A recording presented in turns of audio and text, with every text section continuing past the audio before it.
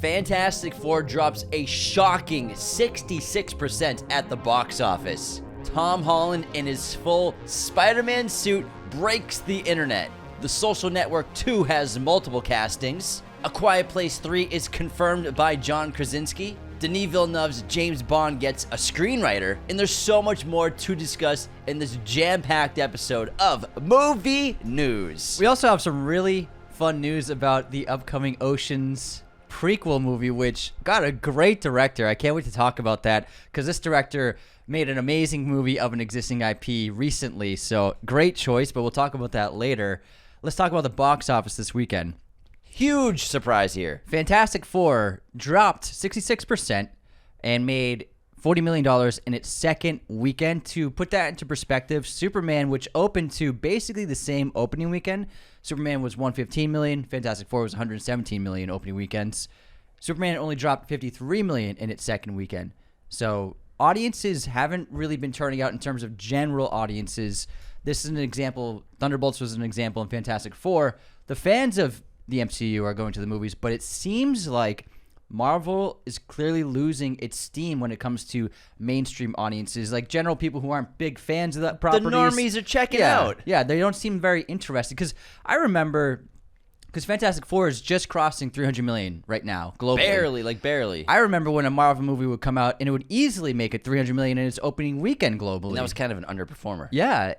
And now it's like 300 million by its second weekend. Those are not numbers that Marvel's used to from the past. Plus inflation Yeah. exists. Also, it dropped 80% from Friday to Friday. That's crazy. Its Friday total on its second Friday was 80% lower than its opening Friday It last went week. from 55 million its first Friday to 11 million its second Friday. And so this has kind of been the MO for Marvel this whole year. All of their movies, solid opening weekends, but underperforming afterwards. Thunderbolts didn't even break $300 million at the box office. So it seems like Fantastic Four might not stretch, get it, Mr. Fantastic stretches, to $500 million, which is a shocking thing to hear because they had such a big opening weekend. Yeah, it's front-loaded, and it doesn't look like the international numbers are really going to help it out of this hole. I think Fantastic Four might be lucky to hit 500 million, which is not what I was expecting. Yeah, or anyone. And there's not a ton of competition with it at the box office. I guess Bad Guys 2, which comes out, did that come out yet, or is that? It's out, man. So Bad Guys 2 made $22 million at the box office. There it is. So there's some of that's chewing into the same audience Take for a sure. little bite. Bad Guys 2, $22 million. The Naked Gun. Oh my God, Anthony and I love this movie. $17 million domestically its opening weekend. Beat its expectations. Oh my God, that movie's so funny, guys. You gotta check it out. It's so creative and ridiculously funny. Superman, as we just talked about, still making money. $14 million domestic box office this weekend. It's broken 500. It's at $545 million globally. Jurassic World Rebirth, $8 million at the domestic box office. Together, a very strong $7 million its opening weekend at the domestic box office. Probably how much it costs. Yeah, probably. But then Neon bought it for $17 million at Sundance. So that was a great horror movie. I had such a good time with that. Anthony and I both saw it this past weekend. With that opening, it could end up pulling 50 million globally with its total box office performance, which would be a good hit. It was fantastic. Can't recommend that enough. There's a bunch of really good new releases out right now that aren't big blockbusters. And then F1 still chugging along. And you bet your butt I'm going to see that in IMAX again once it gets re-released this month. August 8th, back in IMAX by popular demand. F1, you can see it for, I think, a week after August 8th. Just keep it in for the rest of the year, baby. Yeah, why not, man? So that's Put still Top Gun Maverick back, too. Yeah, and that's closing in on 550 million global haul. So it's around the same earnings as about Superman. It's pretty crazy. It's nuts. That's absolutely crazy. Fucking love it. But the biggest news of the week, Tom Holland is back. Marvel, Disney, they had some fun for Spider-Man Day. First of all, teasing his suits with some cool close-up shots, the new suit that he will wear in the Spider-Man Brand New Day film. And then Tom walked inside one of the sound stages, full costume. Let's do this, guys. Basically, let's start filming because it's in production now, as well as the other day, a bunch of set photos in, I don't know what city they're filming in, maybe New York, who knows? They don't really film in New York anymore. Probably London, honestly. And Tom is in full Spider-Man suits. BTS videos are being out all over the internet, so be careful, be wary. There's some action sequences that people are spoiling because everything is spoiled. I don't look at anything. Yeah, but he's saying hi to fans. Tom's back, full suit. The suit looks fantastic. It looks a lot similar to Toby and Andrew's suits from a few years ago. Plus, the raised webbing is a nice new touch, which I think grounds the character because he's not getting high tech from Iron Man anymore. The raised webbing? Raised webbing. So he's always had a flat cloth suit because it's always been tech based. Yeah. Now, raised gotcha. Webbing, like gotcha. So, yeah. I missed that. Like Toby's suit. Yeah, I missed that. You know It's what I got a very simplistic, minimalist design, and I think it suits the tone of his Spider-Man really well. I think it's a good-looking suit. And I'm really looking forward to this Spider-Man movie because Tom's never gotten for me, a proper Spider-Man movie where it's just Spider-Man on his own as a photographer, struggling, fighting low-level Has he ever been a photographer in the Tom Holland ones? Yes. Has he? I think he's taken photos here and there, maybe. Did he took like a couple photos in Italy? I think he took like a photo of the bay. Something like that. And then the attack happened. But that's what I mean. Now he's going to be New York City, street crime. I'm thinking of being a photographer. So, and obviously not world-ending stakes. Yeah. Obviously, we'll have some supervillains for sure, but I like this idea of grounding Tom Holland's Spider-Man for sure.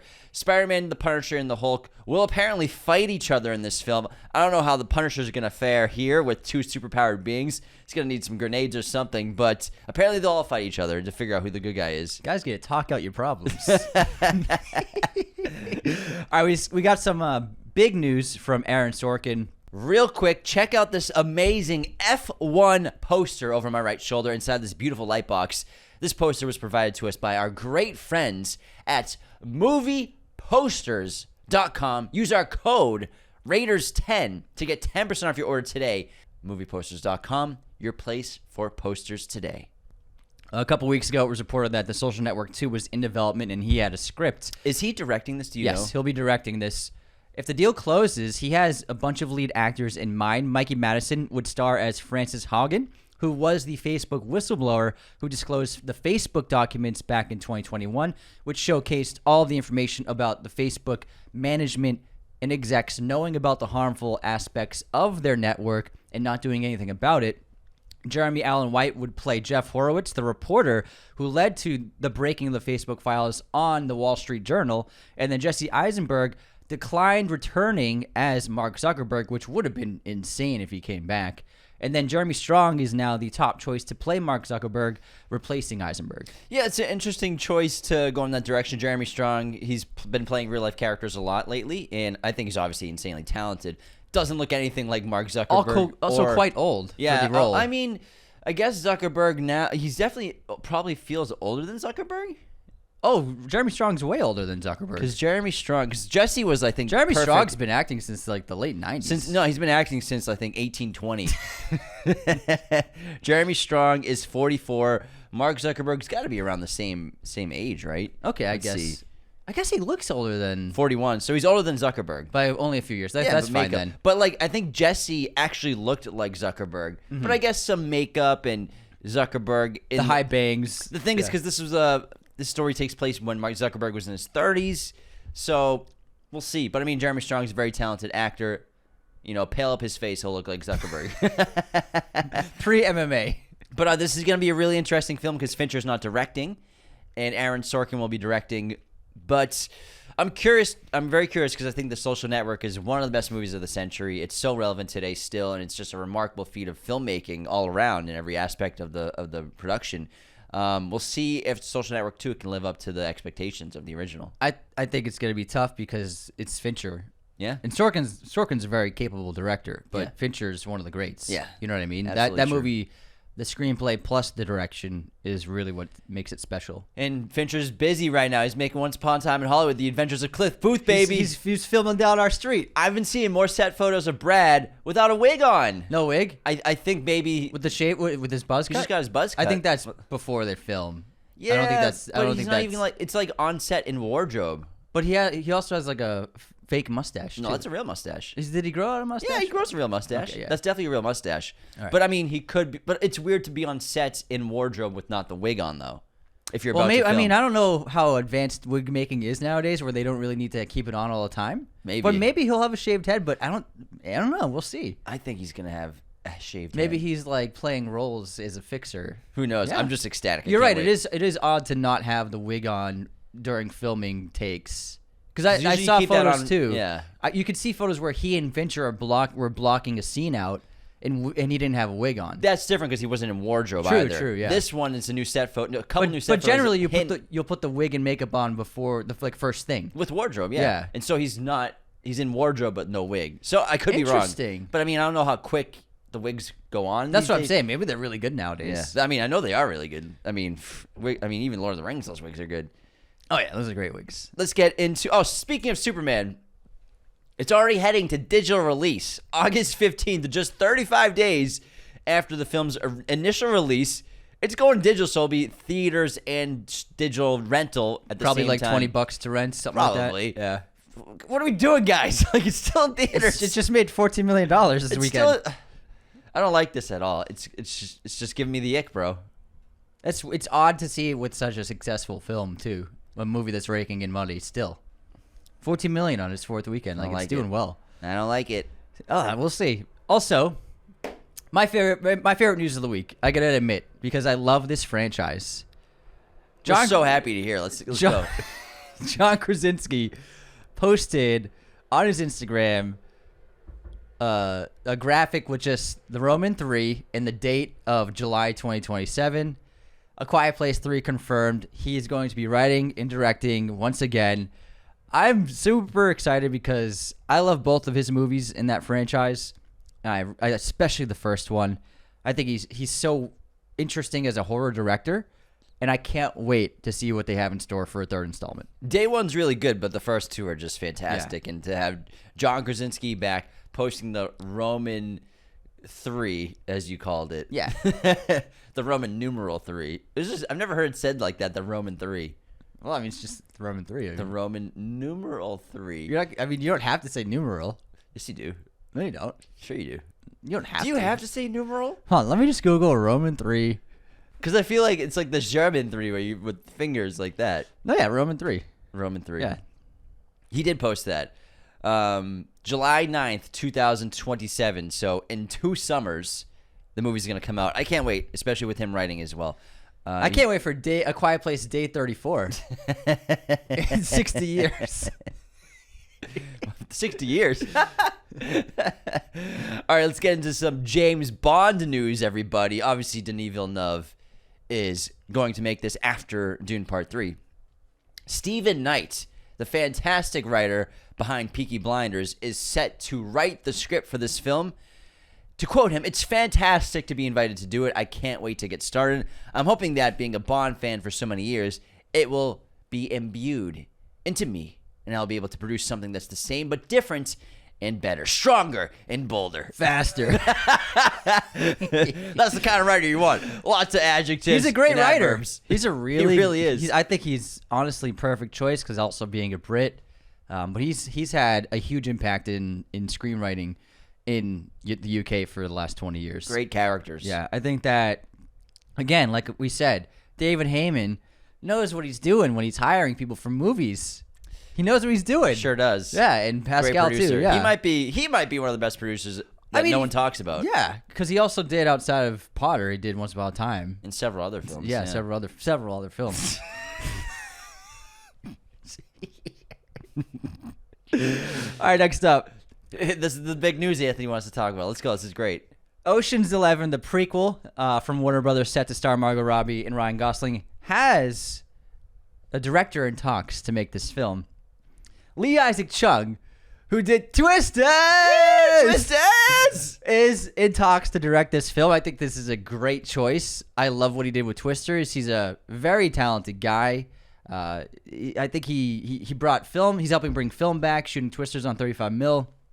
And obviously, I bet he'll shoot this on 35 mil too. Well, probably not. Just kidding.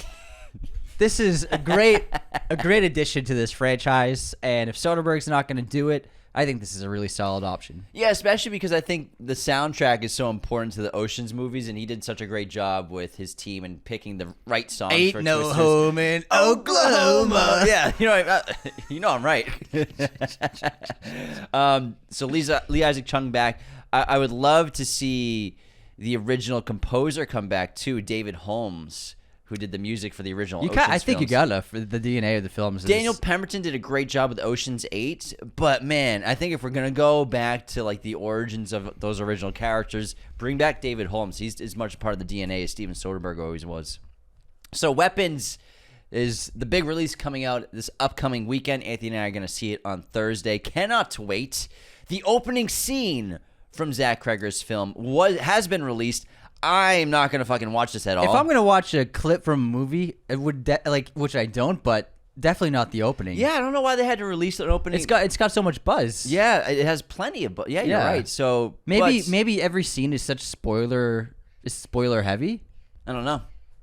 But yeah, I would never like when I watch a movie. For me, the opening is so important. Yeah, and you want to see that in the theater. But I haven't watched the scene, so I don't know how important it in fact is. But I'm guessing that it has the kid's voiceover that says, "At 2:17 a.m., every kid woke up, got out of bed, walked downstairs." Thanks for spoiling it, James. Oh, it's in the regular trailer too. Opened the front door, walked across the front yard, and into the night. Into the night. First trailer did that as well. I didn't even realize Benedict Wong was in this movie. You brought him up 2 weeks ago. Until recently. Oh, okay. Yeah, because like they've hit him from the marketing really well. He plays one of the detectives. He's the guy running around like a covered in crazy blood. person in the trailer. Yeah.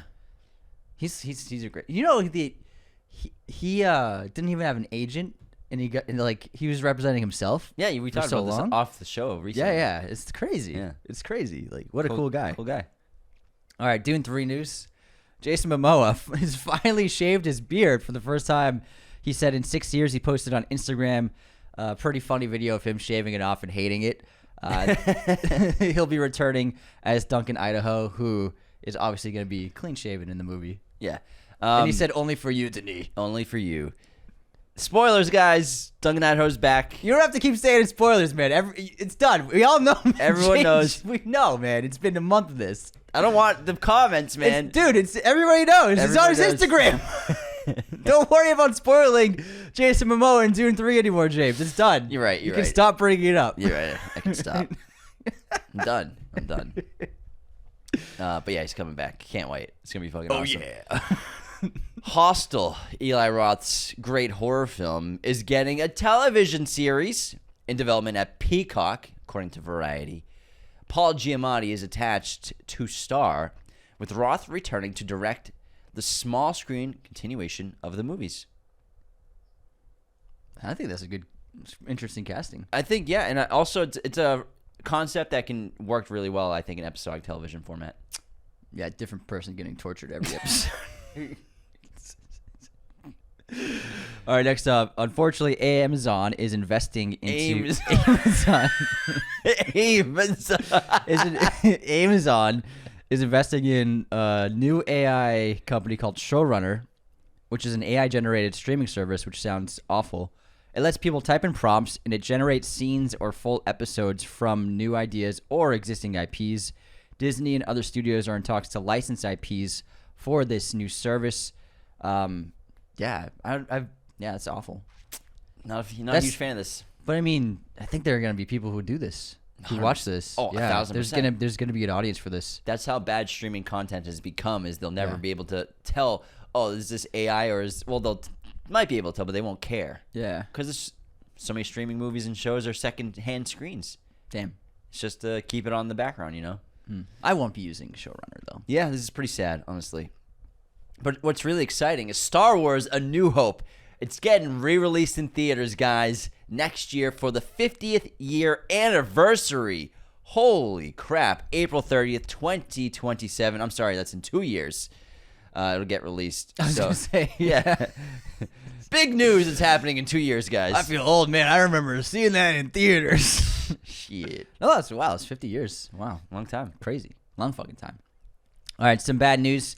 HBO Max has removed Cartoon Network's throwback shows from its service.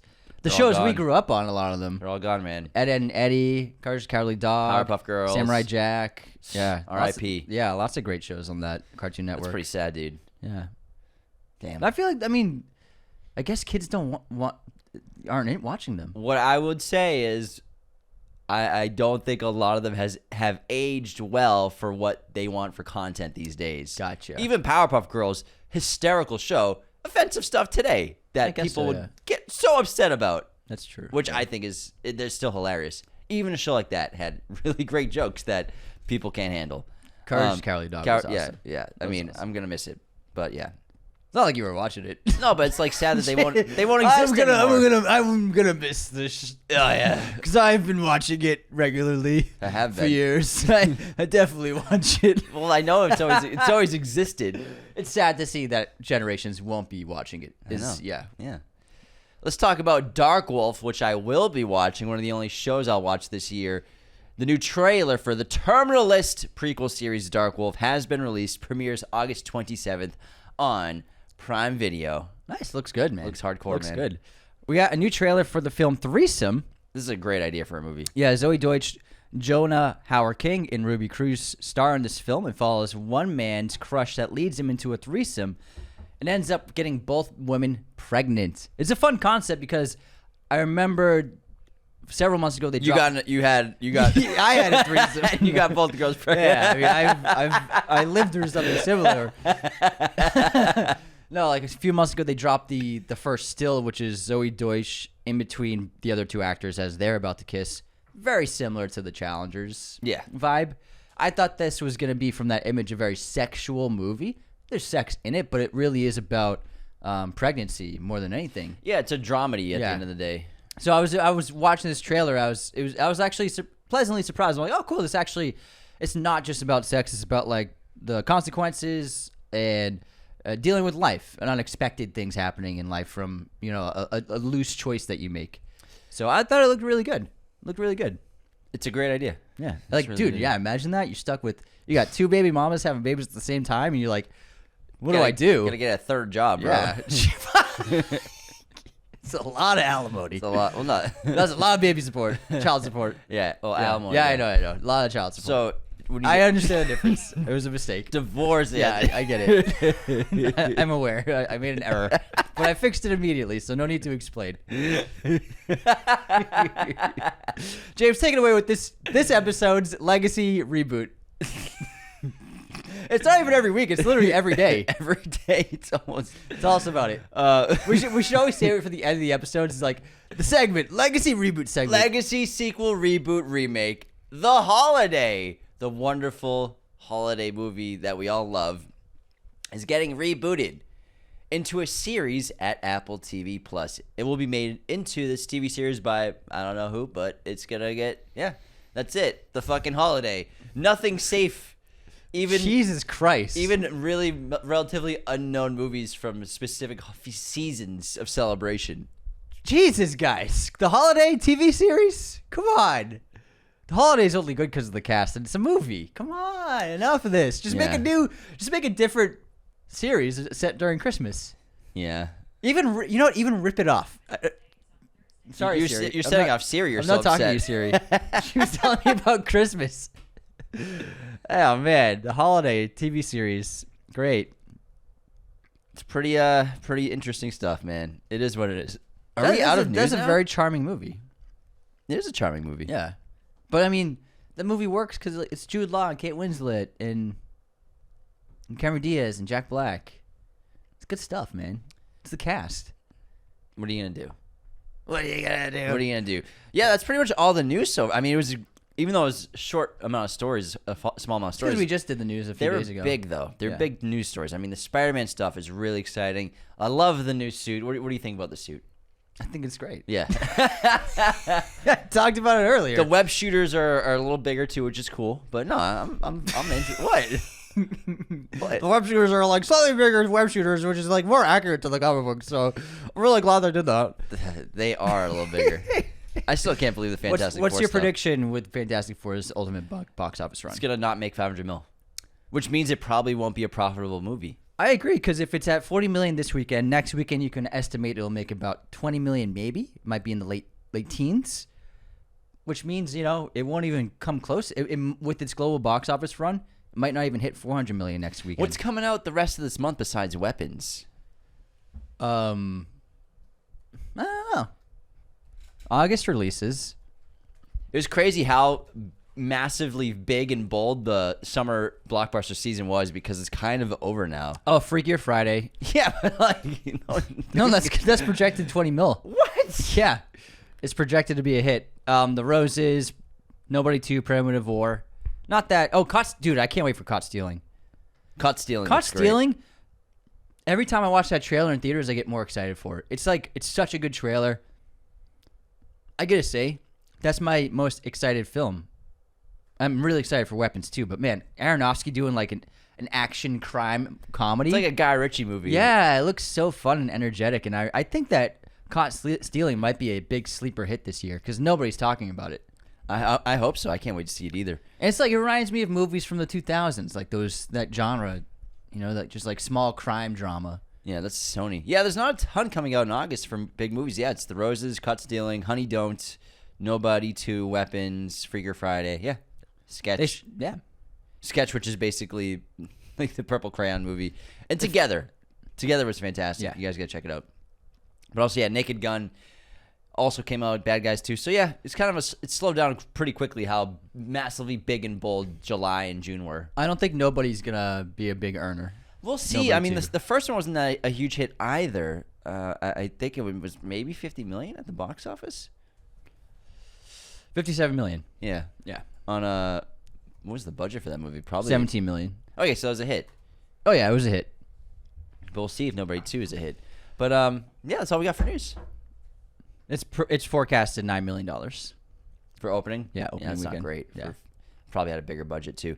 But yeah, thanks for tuning in, everybody. We got some cool episodes. I think our Alien Earth stuff will finally drop on Friday, our interview with the director. Yeah, I think so. Noah We'll see. Hawley, as well as Samuel Blanken, who plays Boy Cavalier, one of the main characters in the show, which is a lot of fun to go to Comic-Con and interview them at the Alien Earth podcast suites.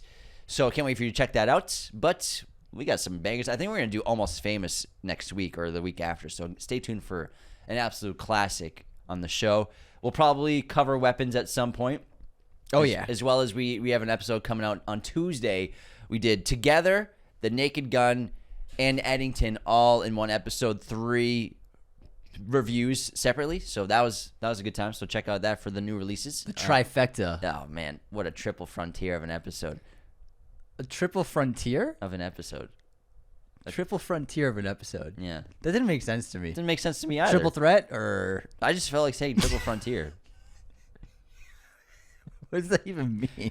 It means it's a movie title. I know that. Yeah, I know it's a movie title. What does J.C. Chandler movie. Triple frontier meaning? What a triple frontier of an episode. Triple border of countries.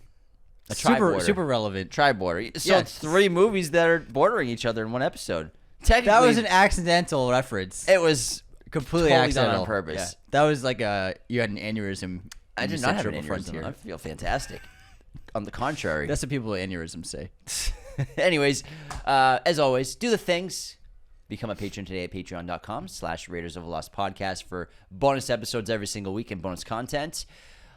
Leave those 5-star ratings and reviews on Spotify and Apple. Written reviews on Apple Podcasts. I read one out every main episode of the show during intermissions. Instagram, follow us there. TikTok, Twitter. Do all the things. 5-star ratings and reviews on Spotify and Apple. And take care, everyone. See you next time.